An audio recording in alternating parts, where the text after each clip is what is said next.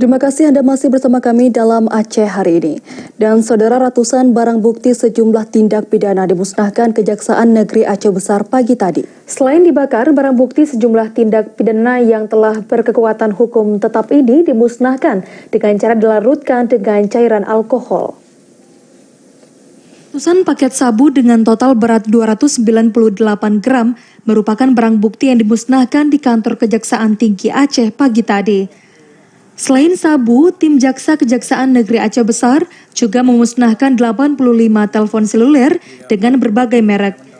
Petugas juga membakar 1 kilogram lebih ganja. Seluruh barang bukti yang dimusnahkan merupakan barang bukti hasil tindak pidana yang ditangani Kejari Aceh Besar sejak Oktober 2020 hingga Maret 2021.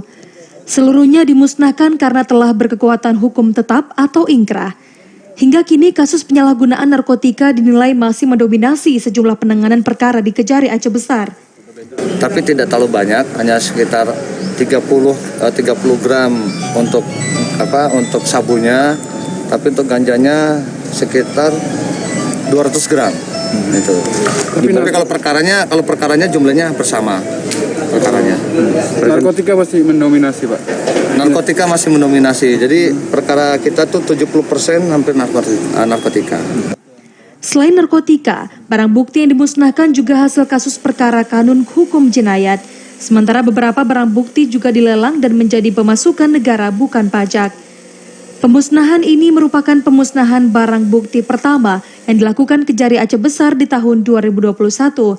Pemusnahan turut dihadiri unsur Forkopimda Aceh Besar. Dari Aceh Besar, Arman Konadi melaporkan.